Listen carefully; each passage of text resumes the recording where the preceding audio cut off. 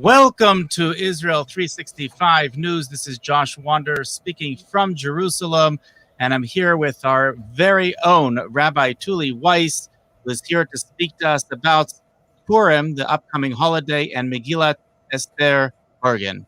Rabbi Weiss. Yes, thank you, Josh. Thank you for having me on the show. It's good to be with you. So what is a Megillat Esther Oregon? Well, as we know that on Purim, just in 2 weeks from now, we read the Scroll of Esther, and it's known in Hebrew as the Megillat Esther. We are proud to announce I have it here with me, hot off the press, Megillat Esther Oregon. As a lot of our readers know, that a few weeks ago in December, a woman in Israel named Esther was killed just outside of her home. She was out for a jog and was attacked, unfortunately, on her way. And our readers were very, very quick to generously support her family. We put together a fundraising campaign, and close to 1,000 people contributed funds just to show their support for the family and to show their love. And so I went to visit, and I met with Esther's husband and Benjamin, and I presented him the contributions that we had raised, and he was telling me all about his wife. Esther, turns out, was a very special woman with many talents. She was a therapist. That was her profession. She was a marriage therapist. However, she was also an artist. And when he told me about her artwork and he showed me some of her artwork, I was very, very blown away. I was very touched by how beautiful her artwork was. Her name was Esther, and the holiday of Purim was just in a couple of weeks. And so I suggested to Benjamin, why don't we do something in her memory? Why don't we collaborate and do something to memorialize her, so that really her life would be remembered, and that her death would not be in vain. And so Benjamin was very, very appreciative, not only of the gesture, but really of the fact that so many people from all over the world were touched by Esther's life and her death, and wanting to keep her memory alive. And so we took her artwork, and alongside our text of the Israel Bible, the Hebrew text of the Scroll of Esther, our English translation, and our commentary, and we put it together pretty quickly, but a very, very beautiful Scroll of Esther, as you can see here. And upside down, turn it around. Oh, okay, thank you. So every chapter, for example, has different artwork. Each one is beautiful, more beautiful than the next. And it's just we got a letter from Prime Minister Netanyahu and President Rivlin to show their support for this initiative.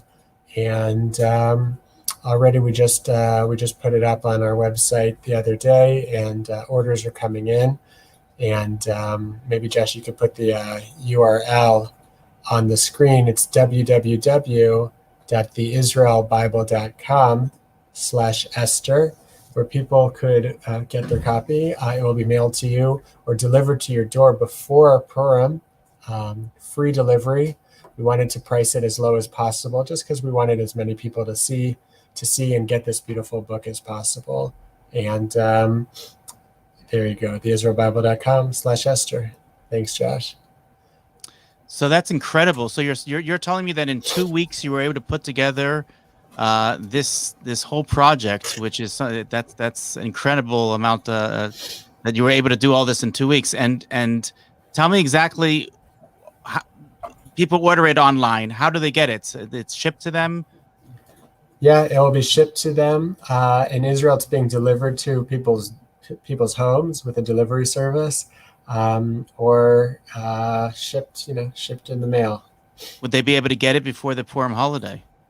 Yeah, absolutely. If they order today, they should get it before the Purim holiday. Amazing, amazing. Yeah, So, it was a big feat. You know, the Israel Bible, which I also have here, the Israel Bible is 2,200 pages. This took about 5 years to produce this.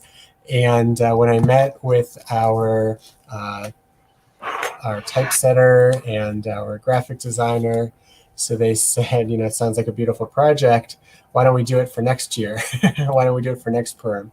But mhm. we all, you know, rolled up our sleeves and worked very hard to get it out for this holiday. And so far, what kind of reactions have you gotten?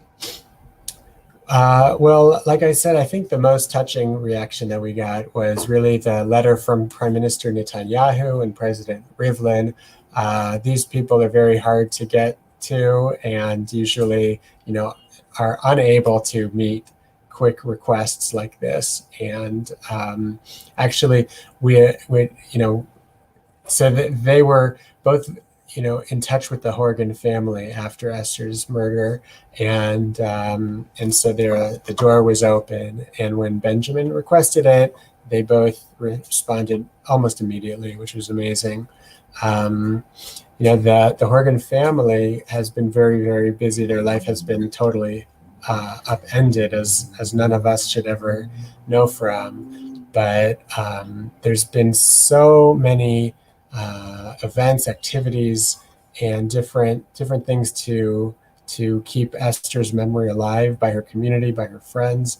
There was a marathon in that region in the Shomron of just women runners, because you can imagine how scary it would be to for a woman in that community to you know, who love to run. And it's a very beautiful area in the northern part of Samaria, the northern Shomron.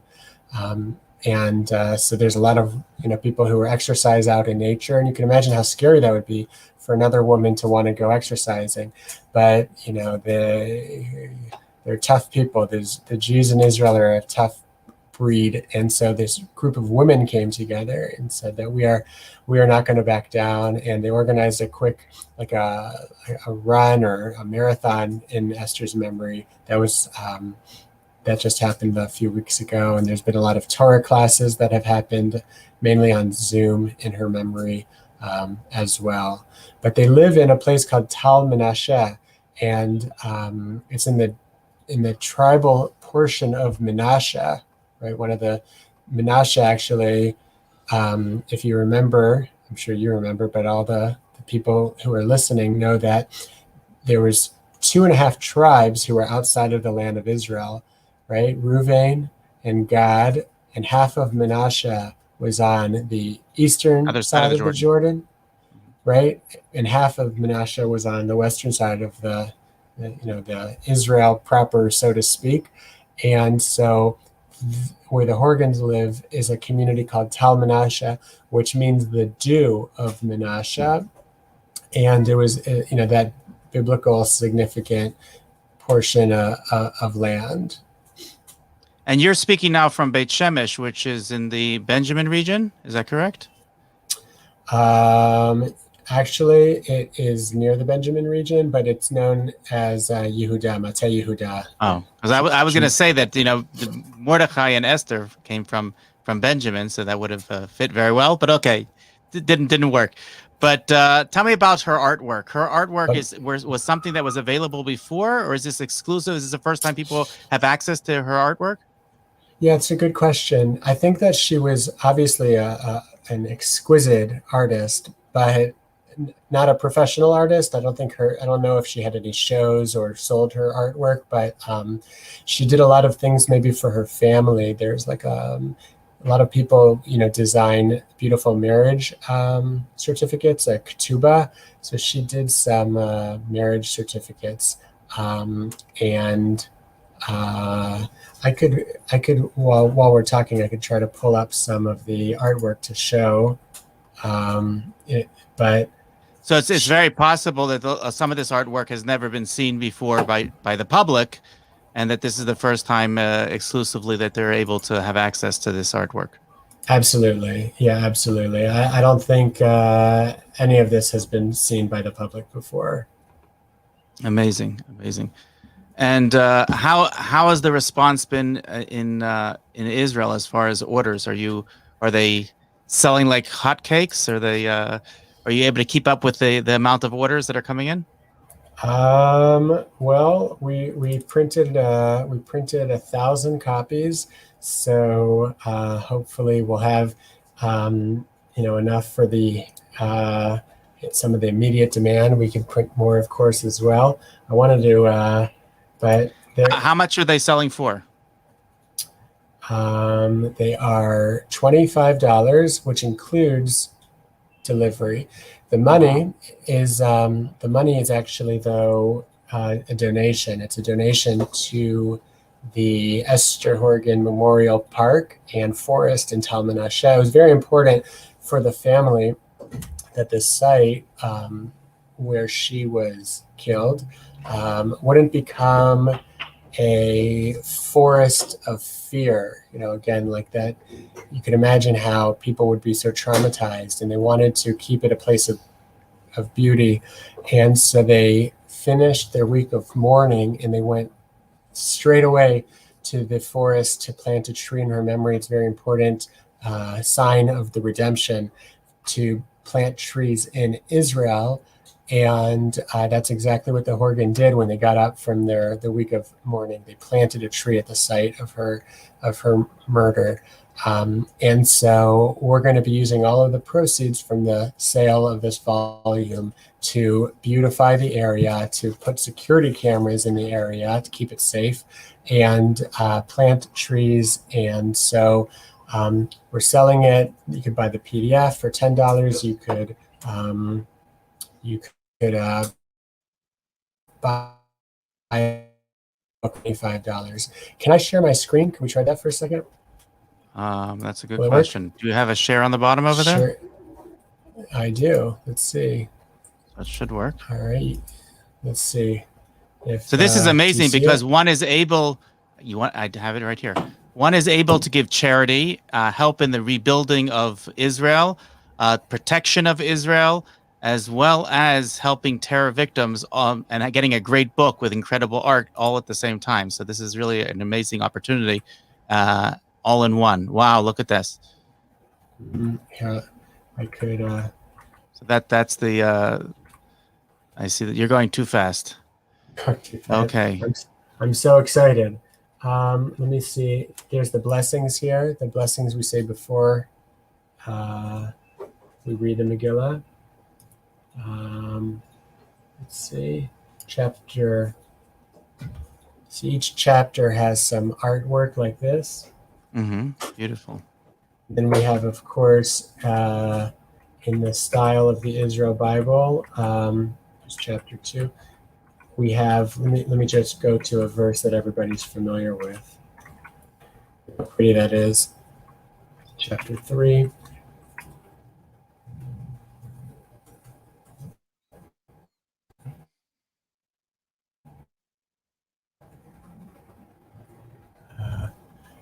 I wanted to show you, this is the Beit HaMikdash, the temple, which is a very important theme in the Megillah story.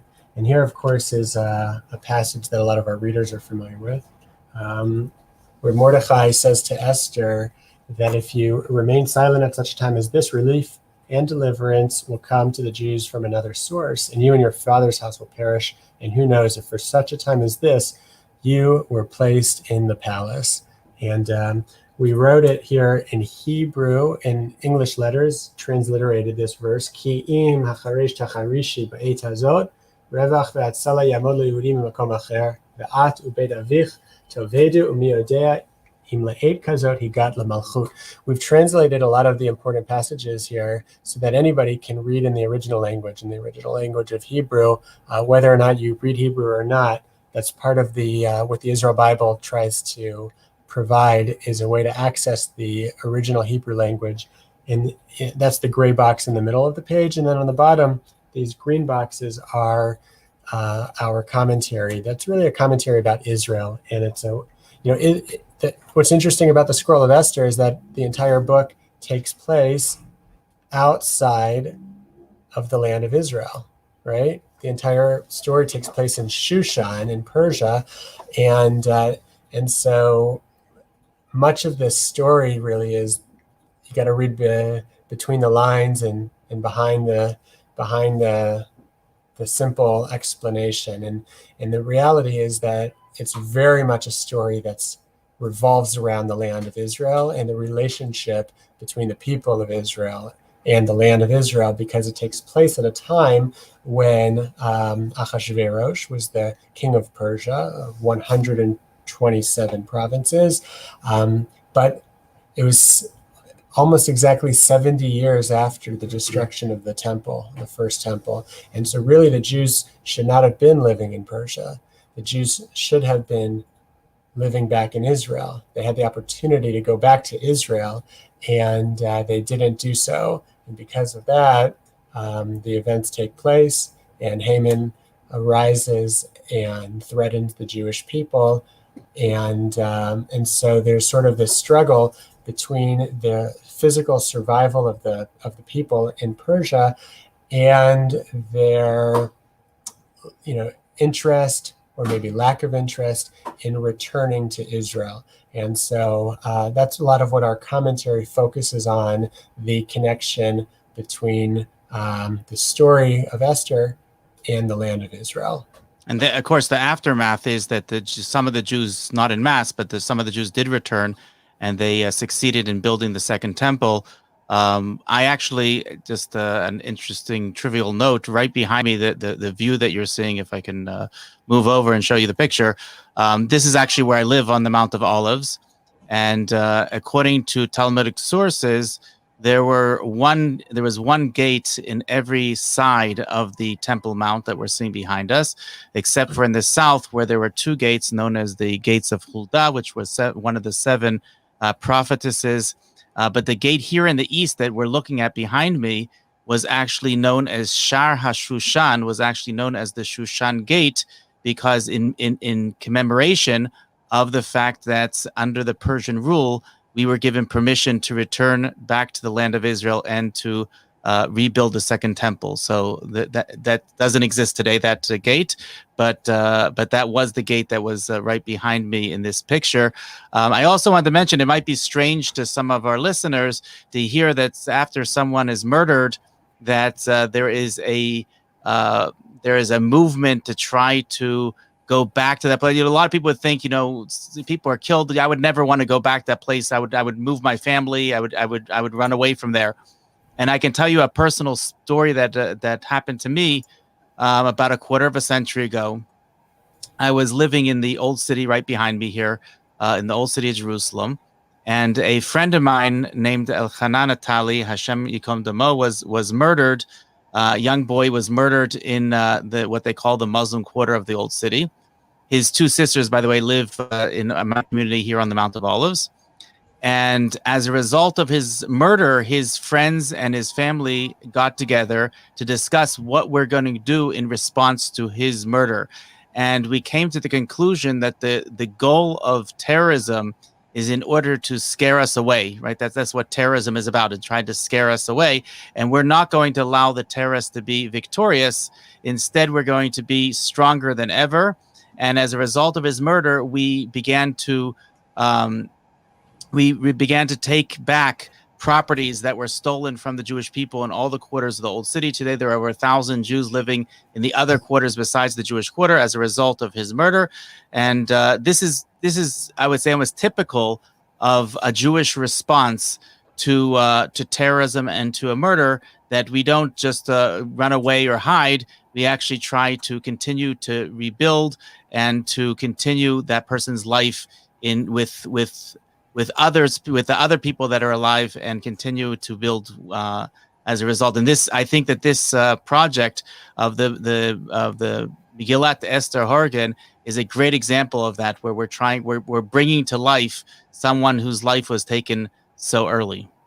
Yeah, absolutely. And it's even a little bit more unsettling than that. There's a passage here, there's a verse that when Ahasuerus has this contest where he needs to find a wife. So it says that he chooses all of the young women in the kingdom, and it says that Esther found favor in the eyes of all who saw her. This is in chapter 2, verse 16. And then it says that Esther was taken to King Ahasuerus in the royal palace in the 10th month, which is the month of Tevet. And Esther Horgan was also taken to in the month of Tevet, and that's actually what's written on her tombstone. So there's a lot of connections between Esther, the story of Esther. She found favor in the eyes of all who saw her. She stood up for her people. She defended her people, stood up for the people of Israel. And if anybody thinks that persecution and the threat of annihilation against the Jewish people is a thing of the past, that's certainly not true. There are many, unfortunately, to this very day who still seek out our annihilation, just like Haman, just like Amalek.